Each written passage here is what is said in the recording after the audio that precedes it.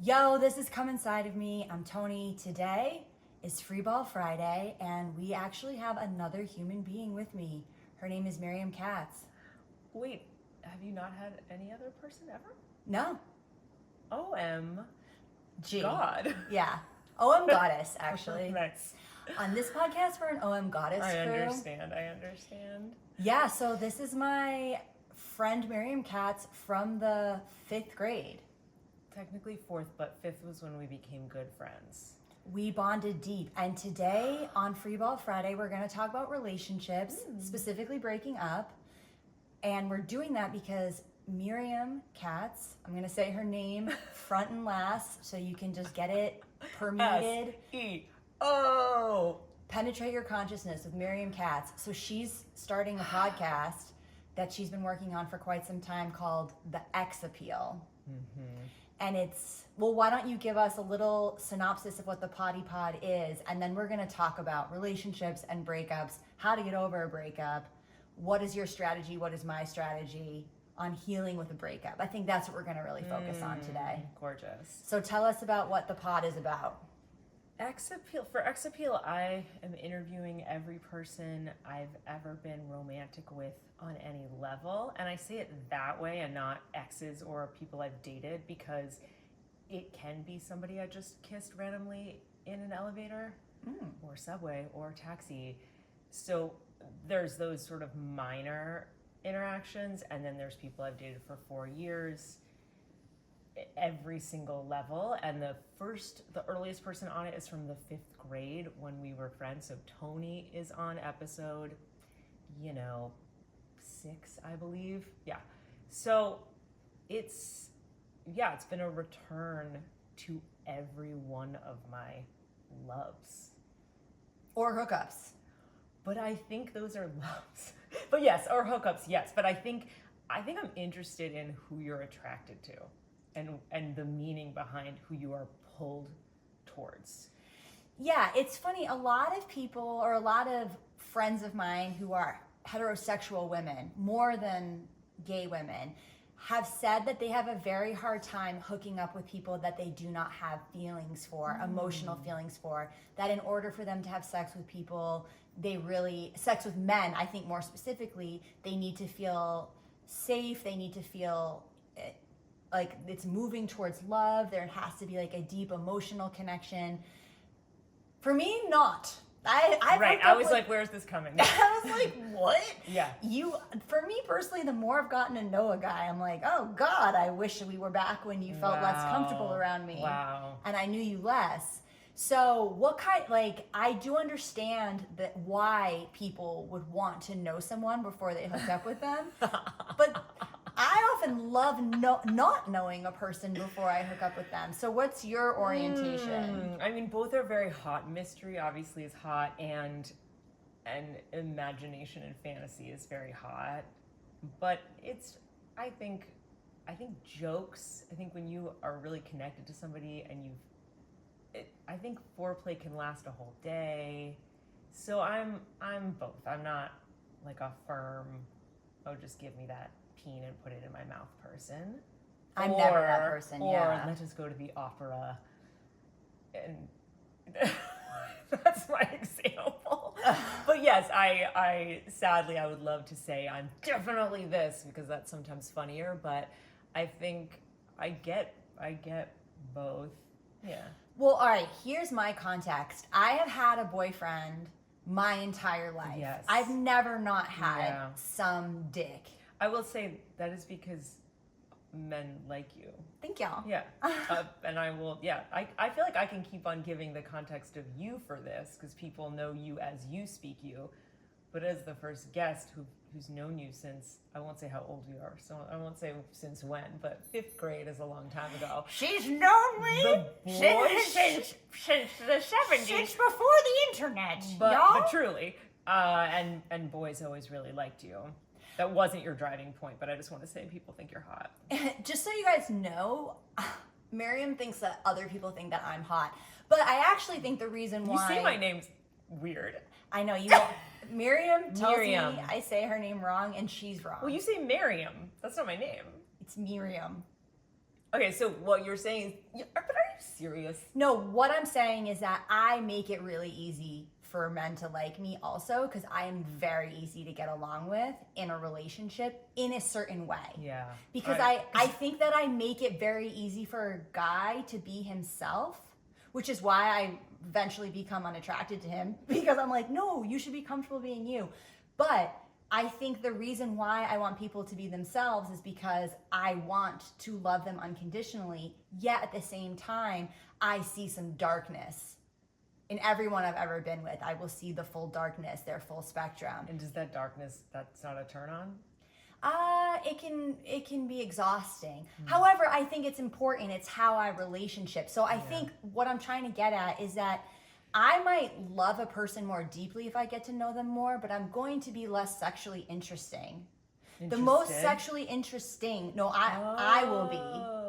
The most I will be interesting is if I don't know you, because you'll bring out a side of me of my own mystery. But the more I get to know you, the lazier I become in bed, the less I will do for you. Oh, this is what it is. I am not like that. Oh, I know what it is. I'm so unlazy in bed. No, I am so I'm lazy just advertising in bed. myself. I'm like, you're not going to believe these BJs, but it's a little true. No. I am so selfish in bed because I'm so selfless in life. But why? Because there has to be a balance. This is what I think. If I am going to be this selfless in the relationship and give this much of myself to these broken men, I am going to be a selfish bitch in bed. That is it. Hook, line, and sinker. That is what you're getting. So it is really funny when men project that I would be like very fun and wild in bed. I'm like, maybe for the first 2 days, my dude. But no. No, for the long term, it's all about me and my pleasure. And the second I'm done orgasming, I am done. I think I am embedded in patriarchy in that if a guy is turned on by me, I am so turned on. Mm-hmm. So I am like, I continue to be fantasy in bed.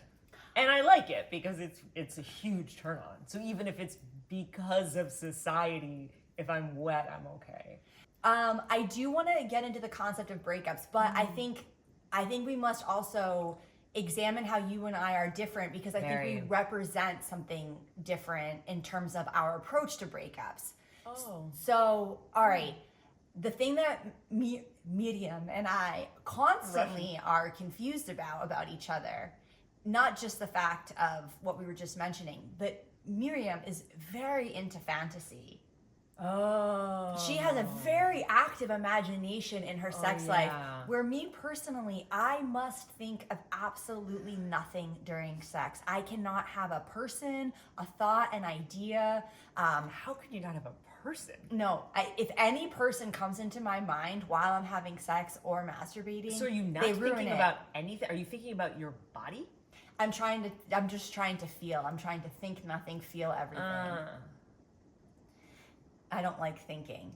One thing I did realize we do have in common, though, about breakups, I think we've stayed pretty connected to people that we used to be with. Oh, yes, of course. And that is distinct. I think there are many people who basically don't speak to anybody they used to be romantic with. No, either they can't handle it or they just think that is how it should be. There's some norms around that. Mm-hmm. Some guys don't want to fuck with me anymore. Yeah, me too. I would fuck with them. Yes, me too. Yeah. There are a couple that I'm like, not interested. You are not nice. But generally speaking, I think we have a lot of understanding of people. And so we're interested in, even if it didn't work out, we're interested in who they are. And that's sort of part of what the podcast is for me and what happened, and not just saying that cliche thing of, oh, it didn't work, I hate you.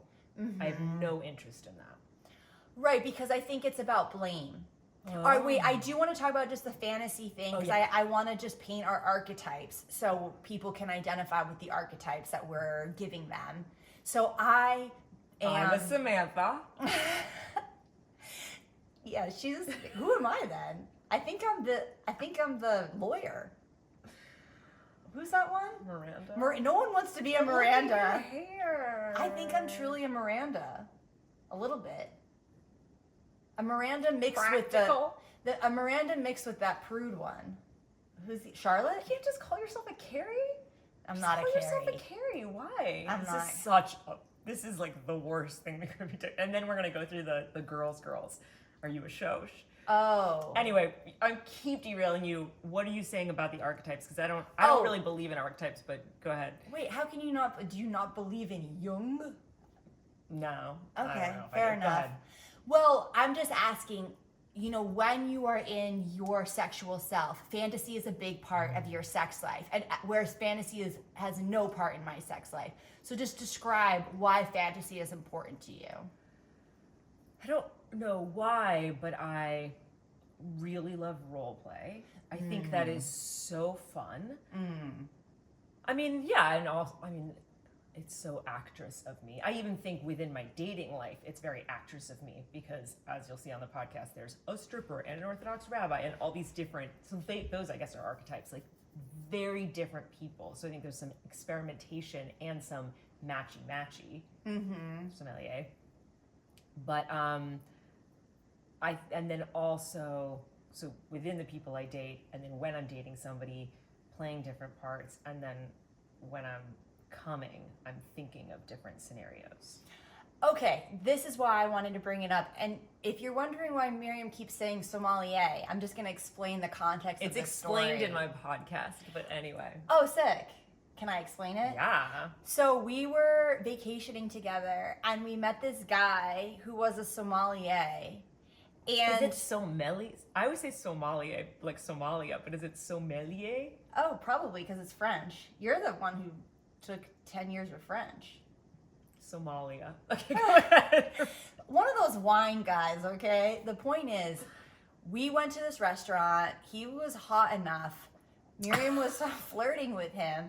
But the way he had this affect where he was like really relaxed and he was just calm and he had a... But I think he was trying to be an intellectual. Yeah, because you know a lot about wine.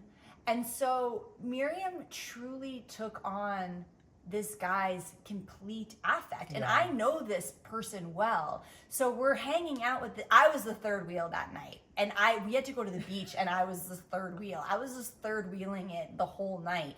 But I had to watch Miriam be a completely different person around sommelier. And then the second he left, I was like, what the fuck was that? And we I laughed became about a it. Buddhist a little Yes. bit. She was just so calm. I think I become a different person with lots of different people all the time. And I don't even think it's fake. I think it's just parts of me are brought out. But it's silly. I recognize it's silly. But even probably accents I do a little bit. The reason why I think it's important to bring up is that where I connect to it is when I'm with a stranger and having more like casual sex, I think it brings out something different in me. So I relate to it, but that is why for me there is something interesting or was something interesting about casual sex, especially in my 20s, because I was able to explore parts of me I didn't have to keep up. Oh. Yeah, I definitely get that. Yeah. Yeah, I don't think it's that you're one way and I'm another way. I've had casual sex. No, a lot. My daughter was curious about your body count. Her daughter asked me my body count. Do you know? I had a guess. I said in the 70s. Yeah, I think it's in the 70s. Okay, yeah. But that for like actual intercourse. Yeah. And then other stuff maybe. More. Not maybe, definitely more. Yeah, I definitely see that you can be a version of yourself that you can keep up. That makes perfect sense to me. All right. It brings out a side in you. I like that. Mm-hmm. I mean, that's why I like lots of people in my life. I like bringing out a lot of sides of myself because we get funneled into these ways based on the jobs we're doing or most of the people we're hanging out with. But if you go to a party and meet someone wildly different, that stretches you. It's like a new drug. Right, and I think what relationships can do is challenge the concept of a fixed identity and challenge the concept of our own sense of self. And I think, if we're gonna look at hookup culture, which a lot of people think is detrimental to society, and there are ways in which I can examine hookup culture and say, yeah, I think that there are parts of it that have really dehumanized people, where people think that people are so replaceable. You don't have to invest in someone in the same way. There is this disposability that exists within hookup culture that I think is problematic. However, I think if you have that psychological construct, it is it's like going into fast fashion. It's going into the way you eat, the way you treat your body. So when people are disposable, objects are disposable, I think that psychologically is a big part of capitalism, and hookup culture fits well into that.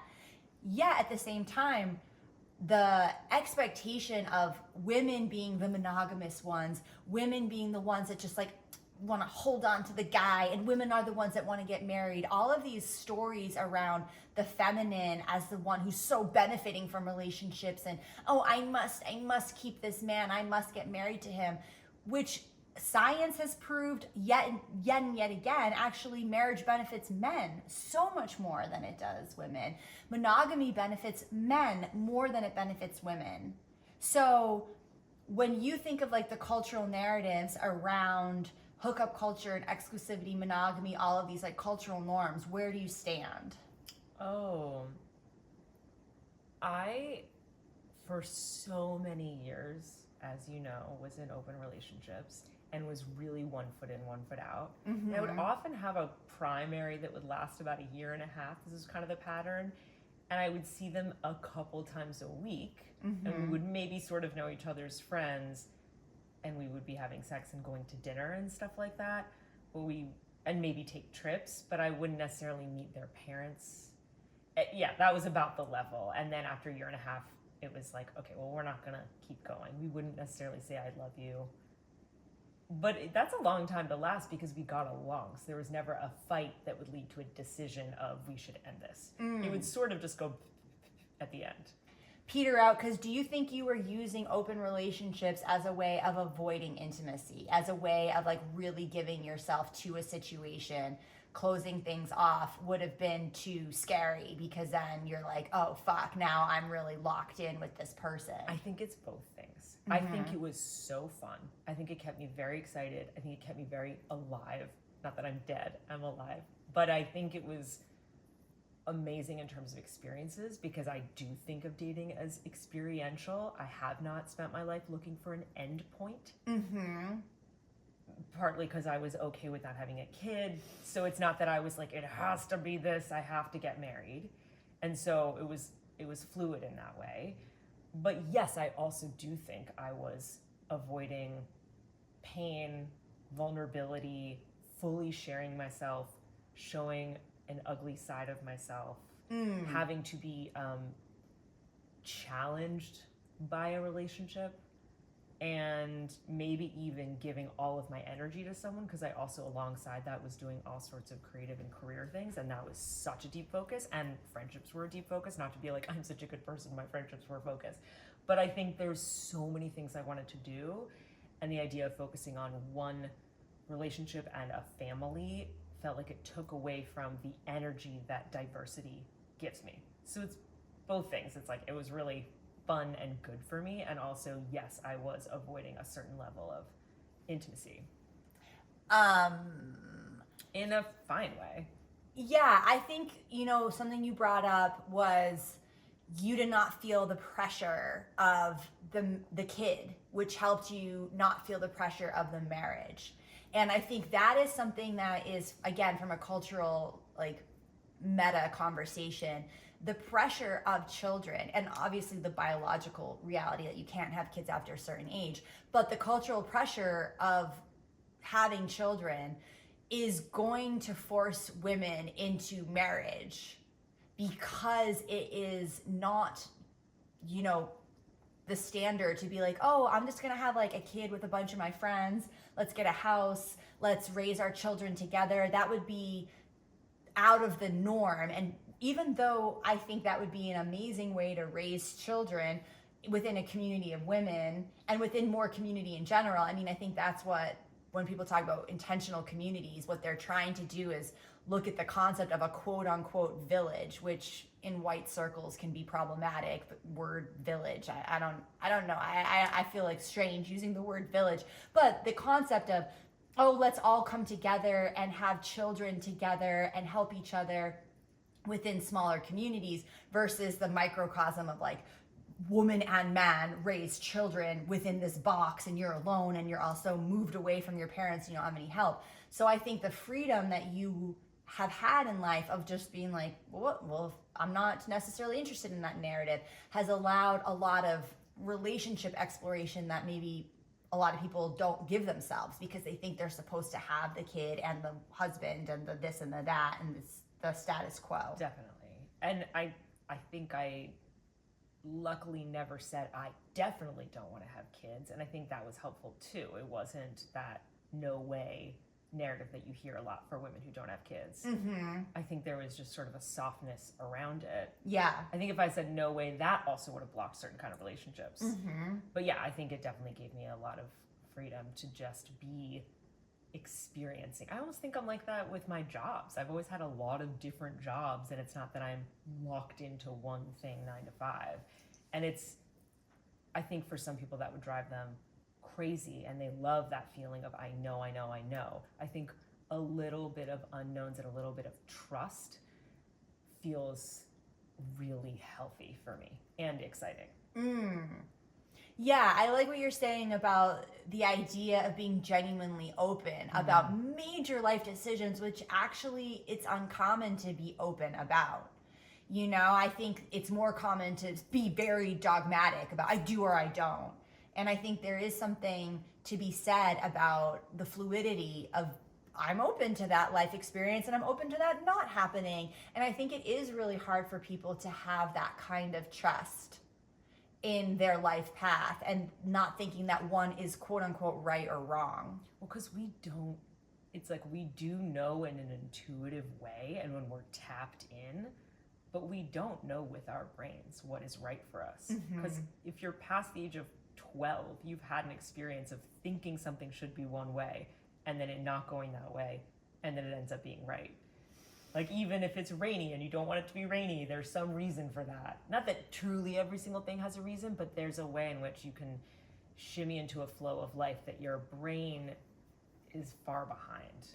Well, I'm almost thinking your perspective has led you to be a little more free when it comes to allowing breakups to happen. And so I've known you for a long time, and I've never seen you be very heartbroken about anyone.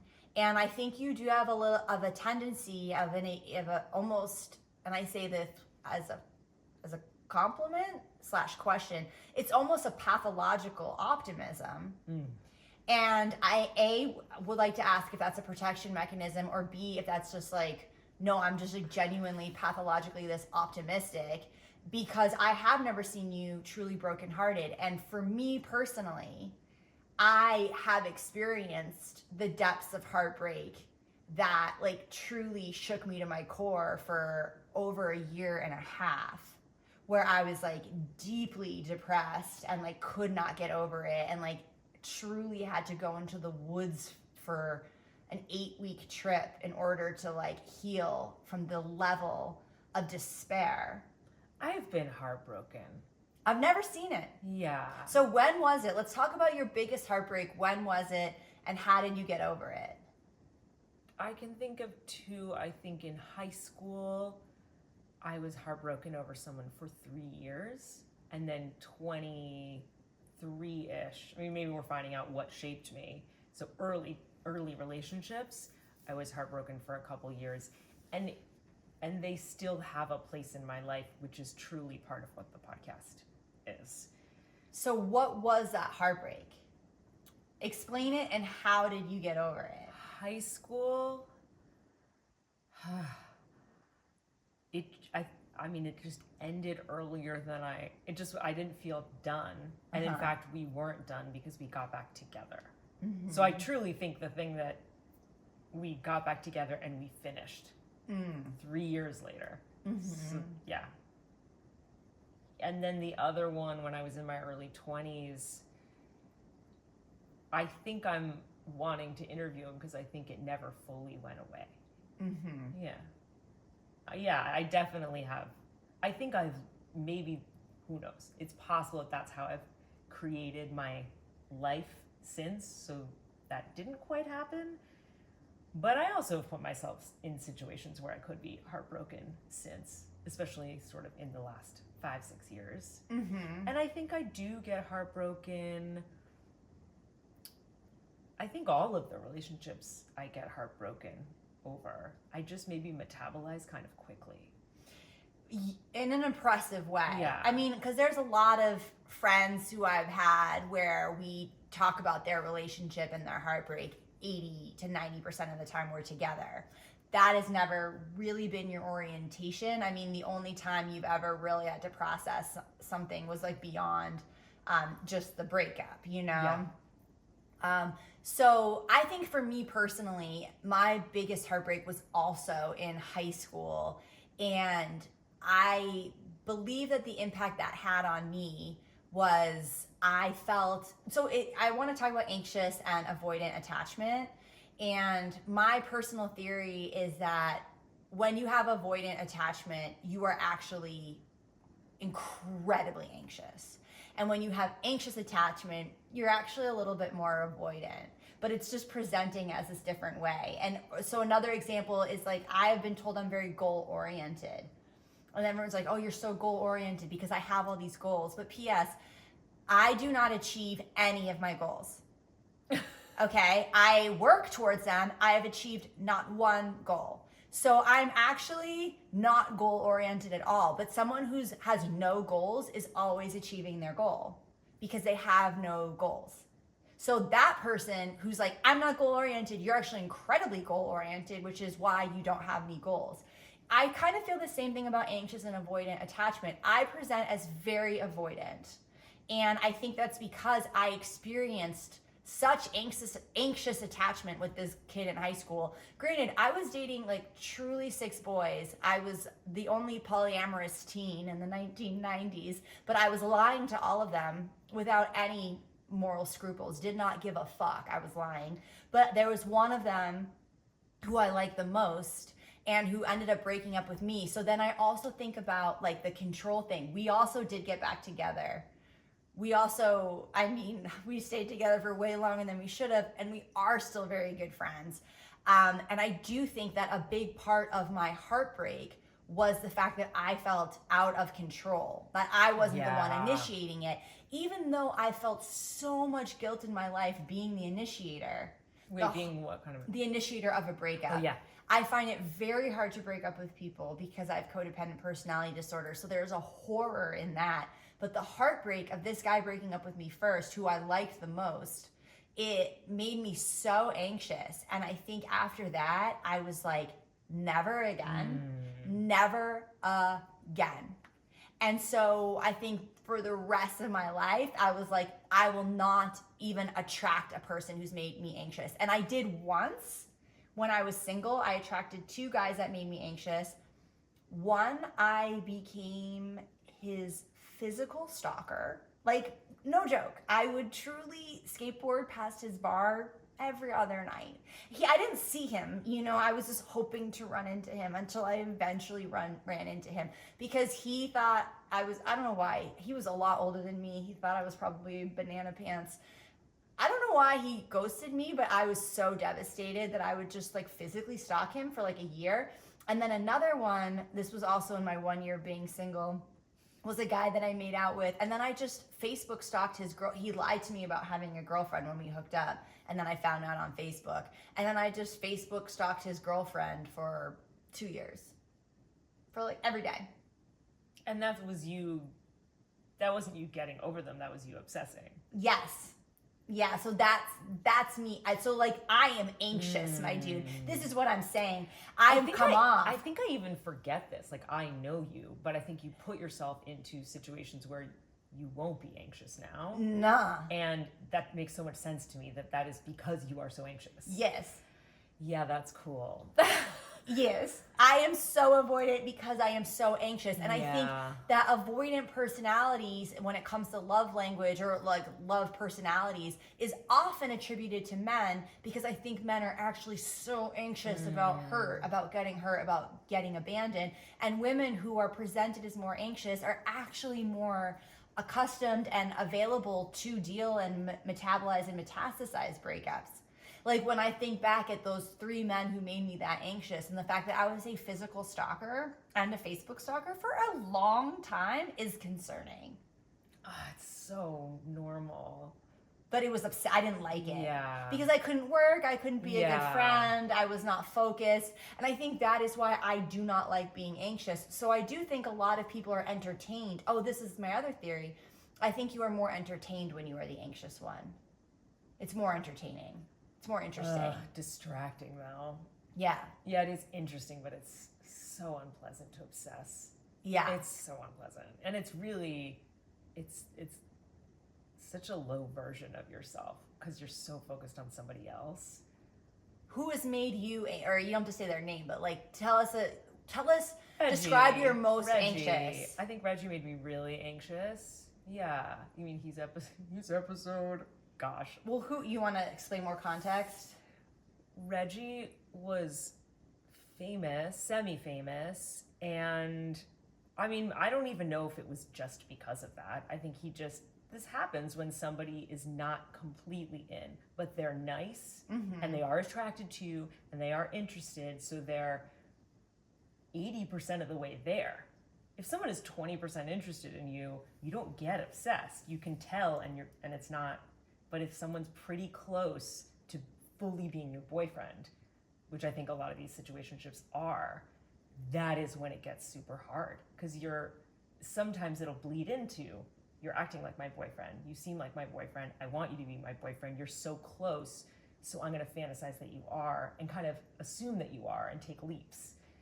So that made me crazy because it would teeter in. It would be like at 80, at 90, at 60, at 80, at 40. And The inconsistency. Yes, and I don't think that is his fault, and I don't even know if it's always like a fuckboy's fault. Sometimes it is. But I think that going in and out and not totally reaching that level is always going to be super, super hard. I mean, the dream, if you like a person, is for them to say, I definitely want to be with you. I think that's why everyone's so obsessed with getting engaged. Because there's a feeling, even though that's not actually accurate, I think there's a feeling of definitely. I won, I got the prize, there's a piece of metal that says that you definitely love me and want me to be with you on and on and on and on. And I do think almost everybody has a little of that anxiety of for real, forever, forever. All right. Even if you're a chill girl. 2 thoughts, okay? One is with Reggie, and you mentioned the fame and the success. Like, to what extent do you think being quote unquote chosen by someone who other people respected was like... Such a good point. Thank you for making that explicit. Absolutely. Right. First of all, even just purely the talent, if we do the first line of it before the fame, the extraordinary talent, there's a feeling of, I'm first of all rubbing up against that, and maybe I'll become it. And also it's such a triple level of validation. And then everybody loves you and you've chosen me. You could get so many people. I mean, for sure. So I must be really interesting if you're choosing me. Yes, I think it definitely happens with, say, hotness. But I do think fame is another level there because there's just such a grandness to it. Right, and then there's a power dynamic because that person will always have this power over you within the relationship, which will make you anxious. Definitely. Yeah. Not necessarily initially. I think when I felt like he definitely liked me and it was exciting and he had chosen me, I felt completely like myself. I was this fun girl bopping around, dancing, wearing cute little dresses.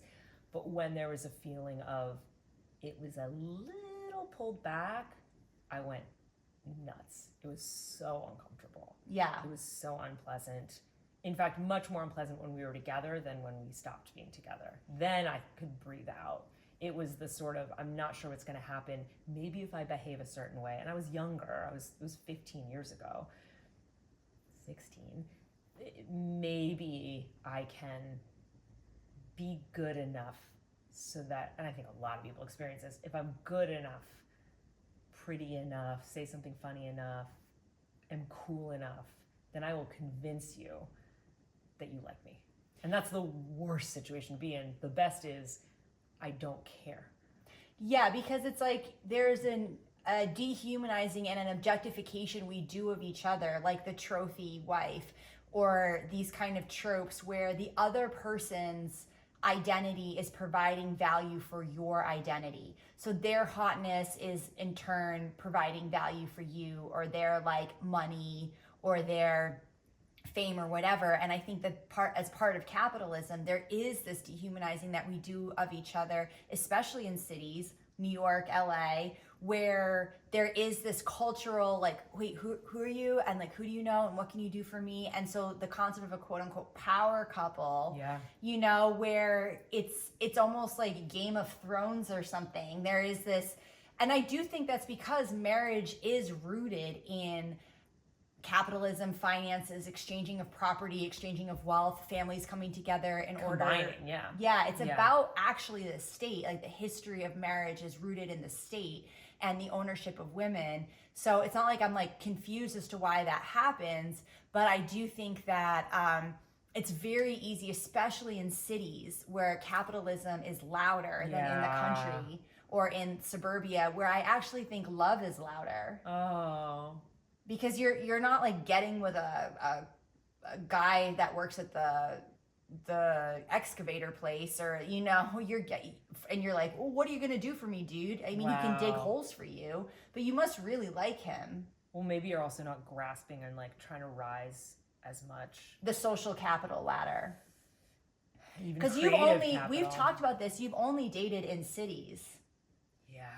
And that was something that we were talking about a lot, especially like when you got on the apps and stuff. When I was struggling, yeah. And I kept telling you, I was like, you're only dating in the cities. You're only getting a very like small cross section of what men actually are, because men who don't live in cities aren't as concerned with like a lot of the superficial things that city people are. Not to shit on city people. I am a city person. Well, it's both. It's that the ambition can be so attractive, but the ambition can mean that they're very busy doing something else. Yeah. And they're also looking at you not as just a human, but like, how do you look for my personal brand? Well, and also, of course, there are so many people. Right. There's just so many options. So if you are a little bit of a pain in the ass, or a little bit unattractive, or a little bit whatever it is, you're replaceable. Ring is so pretty. Then yes, there's 10 trillion. That's an actual number. Yeah. Other options. And I think that's the interesting thing about like really hot people, really rich people, you know, is that there is this way of like, if you have a quote unquote rich hot guy, are you ever going to truly let your guard down if you are financially dependent on him, if you are looking at him to be a savior in your life, if you have a objective for him to save you from something? How can you be yourself within that context, within capitalism? And I think that is the thing that is complex about the dynamic of marriage and relationships when it comes to exchange, is because it does impact the authenticity, because there's all this these other aspects that are contributing. And then how can you really be yourself if your security would be ripped from you? Well, no matter what in the relationship, if you're feeling this has to be forever. Yeah. And especially if you're financially dependent, but no matter what, I think there's something about that on and on and on thing that people are seeking that makes it more difficult to be a little more experimental. And part of that experimental is, oh, this may not last forever. Mm-hmm. And I think that's oddly a very healthy way to experience dating, but also existence. Being super thinking about death a lot is a great way to live. And so let's talk about what is your strategy, or what would your advice be or thoughts be on how to handle a breakup? Like, where do you stand in terms of giving people some I love this. Wisdom? I'm definitely going to answer. I realized I didn't answer one question before, which was whether I was it was a defense mechanism. Oh yeah. Was it about being in open relationships or to be sort of 1 foot in, 1 foot out? Yeah, I think it was a while ago. Yeah, I just. Did you think of something? Say whatever. No, I don't even know what I thought of. I just realized I didn't answer, so I'm gonna try. Okay, yeah. Yeah, probably. Say, yeah. Probably. But I think defense mechanisms are fine. They're interesting. They're cool. They're you. Like, I don't think it's necessarily I should avoid that. I think that's actually very beautiful if you have a defense mechanism. Well, it all comes from trauma. Yeah. Right. It's just your trauma response. I love my trauma. My trauma is like stunning. It's so sweet, little booty. Okay, I answered that. The advice, beautiful. I love this so much. Well, there really are so many incredible people. And I think people get into this, people love to say, oh, I'm not attracted to almost anybody. Please stop having that be true. Mm-hmm. People are so hot. Mm-hmm. So I think being way more open-minded in general to attraction and who you could possibly be with is, first of all, a very sexy way to be alive. But I think it makes breakups way less horrific. Because even if you are legitimately and truly and with your heart very sad about someone, there is a feeling of, oh, there's so many hot people. I mean, I'm also attracted to men and women, so that helps a lot. But I'm also attracted to like skinnies and fatties. Like, I want it all. And I understand you can't exactly manufacture that, but I think you can open. I think the times that I've become attracted to a body that I wasn't before, I have felt an expansion in myself. It is being open-minded. So I think we all have these rigid rules about what we want and who we want. But I think if you can be more open in general, then losing someone is less of a big deal because there's a feeling of there's so much out there for me. Oh, and you asked about the optimism thing. Oh, if that's a defense mechanism. Probably, but also, my God, it is so fun to live with optimism. And so much comes to you if you live with optimism. It's like, it's the same. The optimism is the same as being attracted to a lot of people. It's like, yeah, let's take everything in this world. And I'll also be very generous and give. What else in terms of breaking up?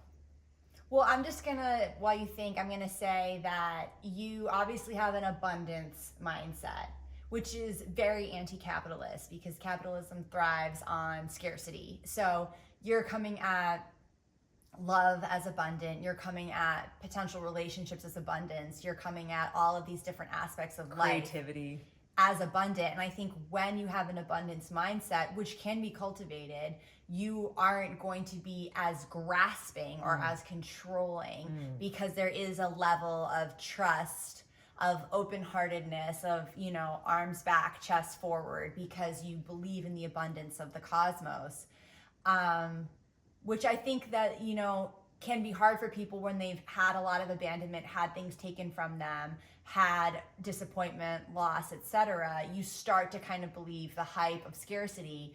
And so just to echo why I think abundance is so important and what I think is a true psychological operation is this concept of the one. And I think the one is very dangerous. It's a very dangerous concept because so boring. So boring because that is what's going to make you question everything to a degree of pushing yourself over the limit of mental health. Because what if this guy was the one, and what if I did this wrong, and what if this, and what if that, and if you're obsessing over the one versus like, wow, that was really powerful, that meant a lot to me, I learned so much, so yada true. yada, but I will love again, he will love again, she will love again, they will love again, and having this deep understanding that love is abundant and you will and can fall in love again, as should they. A friend of mine wanted me to call the podcast The Ones, which is really funny. Oh, that is really it's funny. It's really good. Yeah, it's super good. Yeah, I think that's a really helpful way of dealing with a breakup, actually, is to feel that there are way more things out there and that the experience was your life. You had that experience. It then, optimism, think it shaped you for the better, even if it was painful. And it maybe leads to a pain that leads to a vulnerability that leads to some good creativity or a next evolution. So I think it's thinking of all these things as experiences and not, oh my God, I lost the one, and then I lost another one, and then I lost another one. Yeah. What do you think about toxic, quote unquote, relationships and maintaining connections to toxic people or toxic relationships? Not for it. Yeah, I think people stay in relationships for a long time and it's bad for them. That is also about entertainment, I think, the anxiety and I mean, I use this example a lot, but people who have stomach issues and then eat a bacon double cheeseburger and then feel bad, or people who drink a lot and then the next day they don't have to do anything because they're so hungover. I think relationships can really be like that. It could be 10 years of, I don't have to deal with my purpose, I don't have to deal with what I'm giving to the world, I don't have to deal with meaning, I don't have to deal with death, because I'm just dealing with a fight that lasts till 4 a.m. again and again and again. So I think it's a waste of life. I think life is really important. I think figuring out what you're supposed to be doing. I don't think that's the one. I don't think someone has a one purpose. I'm meant to be a nurse. Very cool that you're a nurse, but you have so many different purposes. Again, with motherhood, I don't want it to be that one thing. That's sort of why I chose not motherhood, because for me personally, you would do it all. For me personally, I would not do it all. I would just be anxious about my kid on the playground. Truly. And then college and then whatever else. So I think prioritizing your existence and what your gifts are means that you're going to be more expansive and not just focus on that one person. Yeah.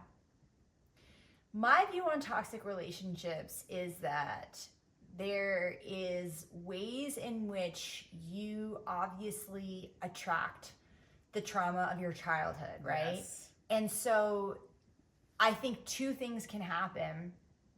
One is that you both come together and the triggering of this trauma that is initially toxic is the medicine that you both use to heal. I have heard this theory, yes. So, but in order for that to happen, you have to have a leader of the pack that is initiating the emotional maturity around the healing. Because if both people are at the same level of healing and trauma, the trauma responses and the triggering is just going to be in a feedback loop. Like someone has to actually be more emotionally mature than the other, even if they're not like perfect. Obviously no one's perfect, but and that person has to be the leader of the relationship. And then I think progress can happen. But if you're at the same level of maturity and you're at the same level of trauma healing, I don't think the relationship can sustain it, because you will allow yourself to be abused and then you will abuse others, and then it will just continue in a cycle. I think another option is to not be in a toxic relationship and then not have anyone be the leader, because I personally don't really want to be a leader or have someone else be a leader in a relationship. And I think there is this notion of each other's trauma can teach you and then you can heal. I also think you can support each other and both heal on your own and not have there be this like tussle, tension. That's when you're in a relationship in your 40s and 50s. I don't see anyone in their 20s having that kind of relate. I just think that's an unrealistic expectation. Like you have to be at a certain point.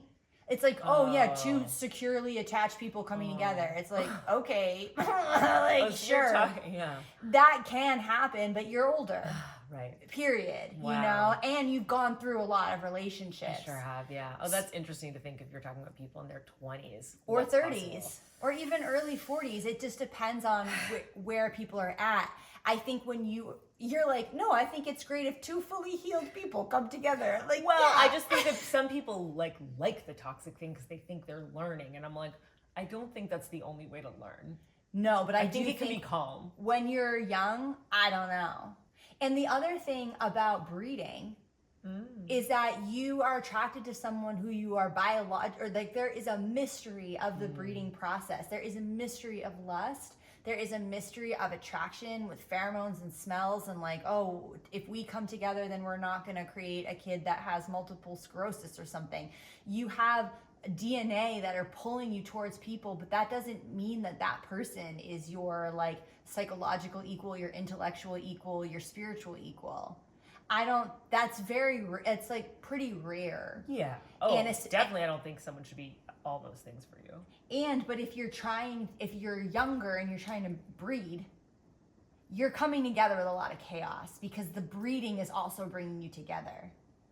So you're not making a decision based on like rational, not only rational, but like compatibility. You're actually making the decision based on breeding. And then you're trying to negotiate and navigate all these other things. Wow. And the breeding is so chaotic. So I think what I just said a couple minutes ago is based on the fact that I had a very chaotic situation a few years ago, and now I have a very not chaotic situation, and I'm like, this is so much better. But I've also chosen non-chaos in a lot of areas recently, so that, art is chaotic, so that can be the chaos. Mm-hmm. But that, I think you're right, that breeding is chaotic. Breeding is fucking chaotic, and you are normally younger when you're trying to breed because that is the breeding time. Wow. So intense. And this is why I'm a huge advocate for divorce. No, yeah. But I am an advocate for second tier relationships. Because I've seen a lot of like really beautiful relationships come together when people are a little older, are more mature, have done more healing, have done more work on themselves. So I think there's a sadness of like staying with someone just to stay with someone, or just to stay, I gotta just stay, I have to stay, and not realizing that like, hey, maybe there actually was a lot of beauty with the kids and everything you built, but that doesn't mean that person's compatible with you for the rest of your life. And I think there's this pressure to be together for the rest of your life because you bred with them. And sometimes that does work out, but that only works out if you both evolved into a new version of yourself beyond the breeding parts of you. Something about that made me think of a general letting go, because if we're basically saying, and then when you're in your 40s, it can be really chill. But for the advice for people who are younger, maybe, an overall feeling of a letting go of it having to be a particular way. I know that's kind of abstract, but it is a guiding principle for me. Yeah, and also recognizing that just because you bred with someone and you did create something beautiful doesn't mean that they're compatible with you for the rest of your life. Or even before breeding, though. Yeah. I'm saying. So, for people who are in it, so that they don't feel like, okay, we've done all this work in this toxic relationship in college. I do think a little freedom to break up. Yeah, breakups are so amazing. I mean, I think that's also, you're asking about like my attitude about breakups. I think breakups are amazing. I think that's when a lot of truth comes out and a lot of freedom comes and a lot of love comes, and also that's when you grow. Well, I've had horrible breakups because I've never had a guy be like, cool. Because you were the breaker-upper mostly. Yeah, these men are so angry and they are so mad. I've never had someone be chill. I think women get mad too. People get really mad in breakups. So let's talk about closure, and let's talk about why you think breakups are beautiful, because I'm going to just say my breakups have been horrendous and so stressful, and these dudes have been so mad, and then I had to like hold their hands for years as they went through the process of getting over me. You did not have to, but yes. As a codependent personality disorder recovering at the time I did. So let's talk about why you think they're beautiful, how they can be more beautiful, and what closure means to you as we close the pod. In a psychedelic way, I think things don't have to be the way that you want them to be. I think breakups the surprise of them is kind of interesting, psychedelic wise. I mean, that is like insanely optimistic. That's like a psychotic thing to say, but I feel it. And I think the truth of a breakup, usually in the weeks or months leading up to it, there's some omission. Even if it's not straight up lies, you're not saying what's going on. And you may be fighting, or it might just be icy, but something is not being spoken, because it's not like usually someone thinks to break up with you the day they break up with you. And honestly, usually there is some kind of a conversation. It's not just one person dumping someone. Like, dumping someone is a bit rare, I think. Well, people ghost now, but yeah. Yeah, right. But yeah, I think that it's this opportunity for the truth to come out, and I would so much rather hear the truth and engage with the truth than deal with the anxiety of we are lying, we are not saying what we feel. So I think that is very exciting.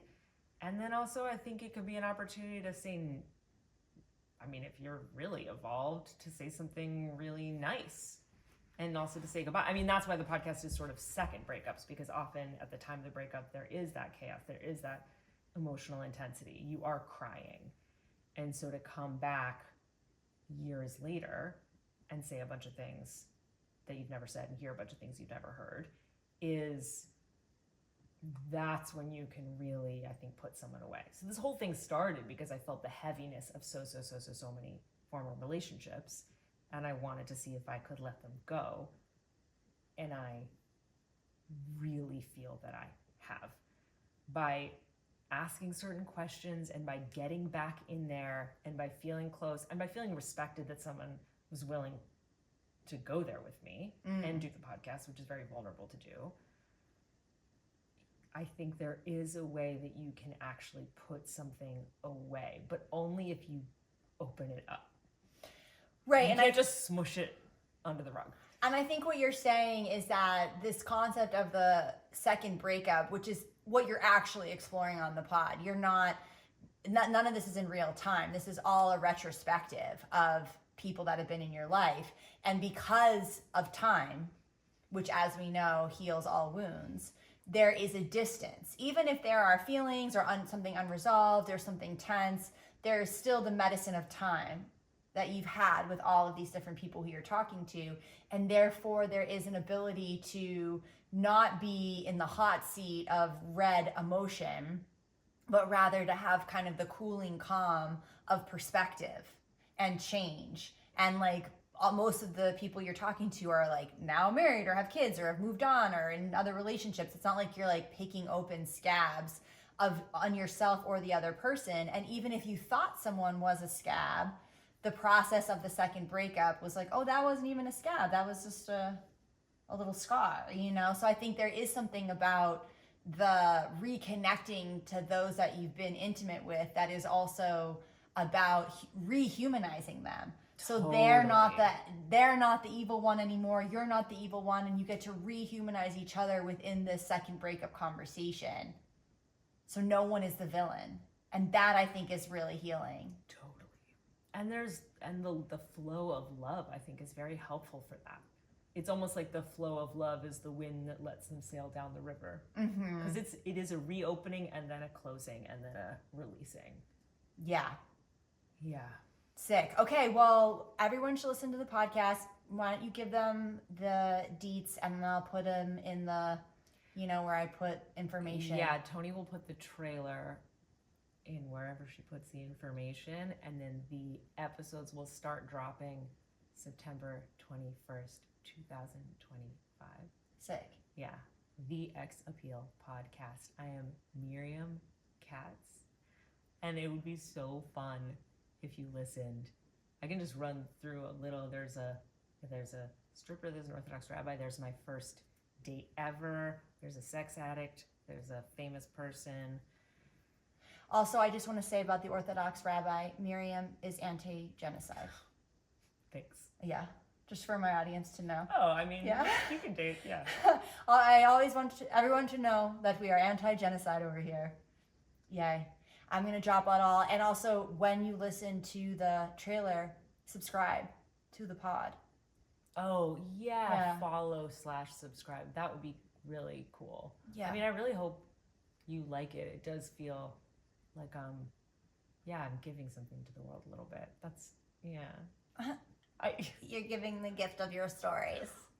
But, there is a lot of love. Even though it is my own situation, there is a feeling of, oh, this is time to get something. Stars.